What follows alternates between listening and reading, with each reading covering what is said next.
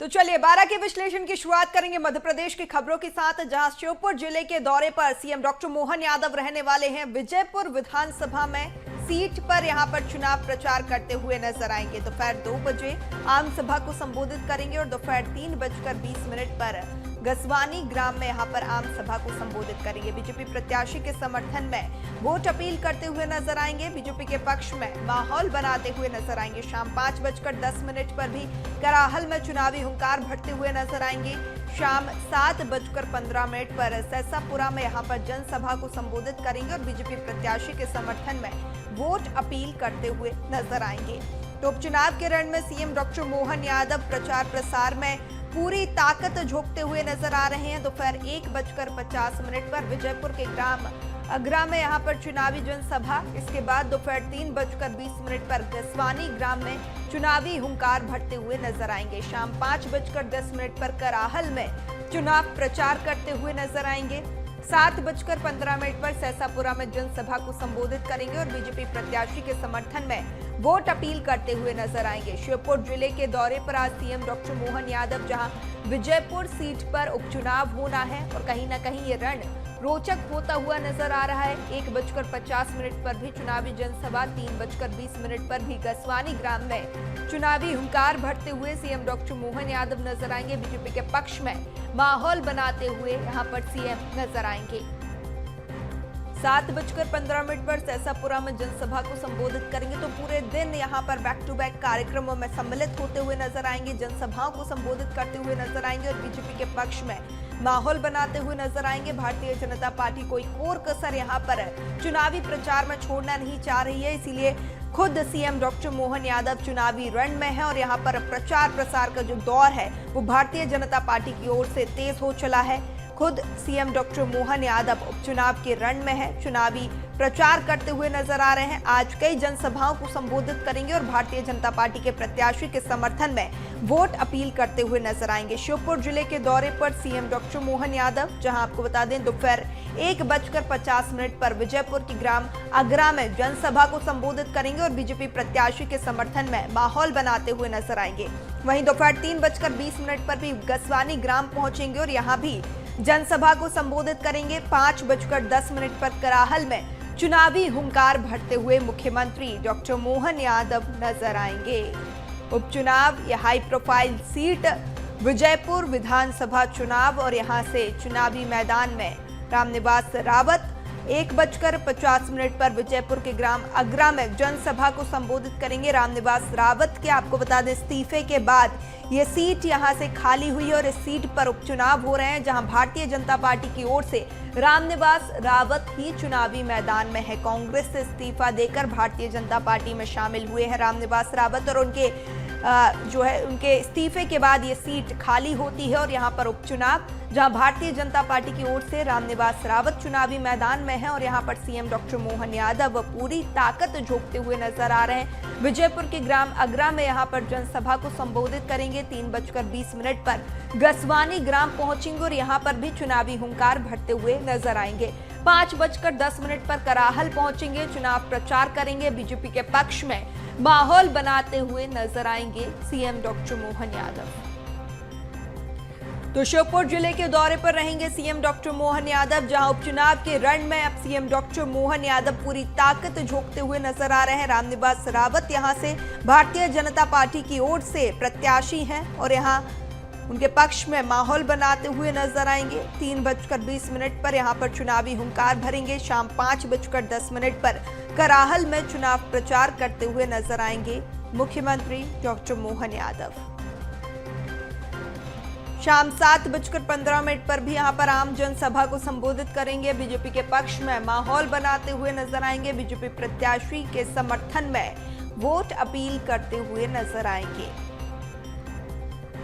लोकसभा चुनाव में भी सीएम डॉक्टर मोहन यादव तेजी से प्रचार करते हुए नजर आए थे और व्यापक असर उनके प्रचार का देखने को मिला था, जहां अब इसी कड़ी में उपचुनाव और उपचुनाव में पूरी ताकत झोंकती हुई भारतीय जनता पार्टी कोई कोर कसर नहीं छोड़ना चाहती है।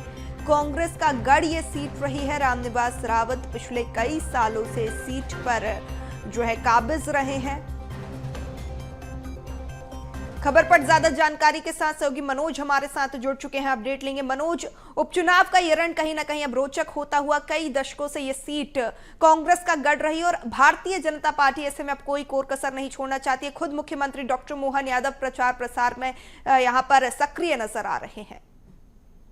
बिल्कुल पूर्वी, क्योंकि मध्य प्रदेश की 2 विधानसभा सीटों पर उपचुनाव होना है और बीजेपुर के अलावा बुधनी विधानसभा सीट पर बीजेपी ने अपनी पूरी ताकत झोंक दी है। पूर्व मुख्यमंत्री शिवराज सिंह चौहान से लेकर मुख्यमंत्री डॉक्टर मोहन यादव, प्रदेश अध्यक्ष BD शर्मा के साथ तमाम जो बड़े नेता हैं बीजेपी के संगठन के, उन्होंने लगातार जो है दौरे शुरू कर दिए, प्रचार प्रसार शुरू कर दिए। जो स्टार प्रचारक है उनके लगातार जो है उनकी आम सभाएं जो है इन दोनों विधानसभा सीटों पे कराई जा रही है, क्योंकि मुख्यमंत्री डॉक्टर मोहन यादव लगातार इन दोनों सीटों पर जो है प्रचार प्रसार कर रहे हैं। कल बुधनी विधानसभा सीट पर उन्होंने 2 स्थानों पे जो है आम सभा को संबोधित किया था। इसके बाद आज उज्जैन से सीधे बीजेपुर पहुंचेंगे। बीजेपुर में क्योंकि 3 उनकी सभाएं होना है, अलग अलग गाँव में ये सभा होगी।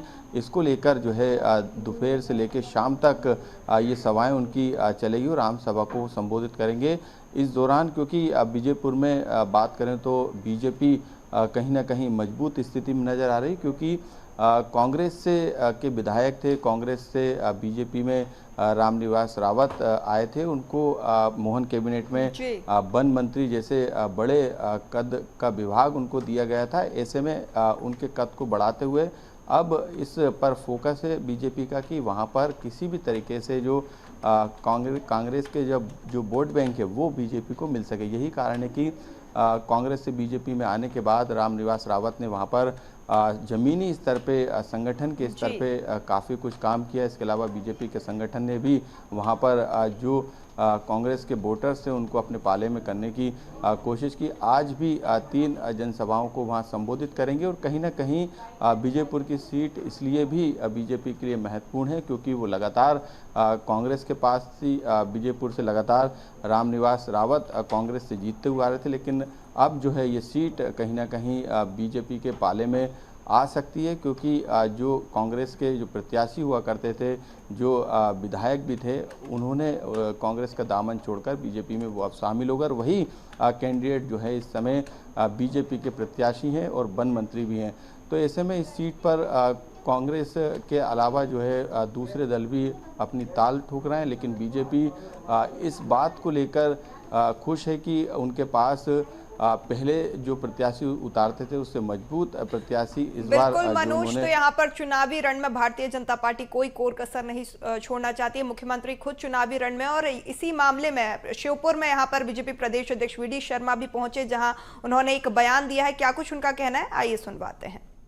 विकास, इस चुनाव में विकास के मुद्दे पर जनता मुहर लगाएगी। जो विकास विजयपुर श्योपुर के अंदर हुआ है उसे जनता भारतीय जनता पार्टी को आशीर्वाद देने का काम कर रही है। इसलिए चुनाव प्रत्येक बूथ पर भारतीय जनता पार्टी के कार्यकर्ता अथक मेहनत और परिश्रम से जुटे। हर बूथ पर हम चुनाव जीतेंगे और ऐतिहासिक बहुमत से जीतेंगे। और यहाँ की जनता के लिए रामनिवास रावत जी हमारे जो प्रत्याशी हैं, वन मंत्री हैं और विकास को। तो देखिए मनोज, यहाँ पर BD शर्मा भी जीत का दावा करते हुए नजर आ रहा है, आश्वस्त नजर आ रही है भारतीय जनता पार्टी जीत के लिए।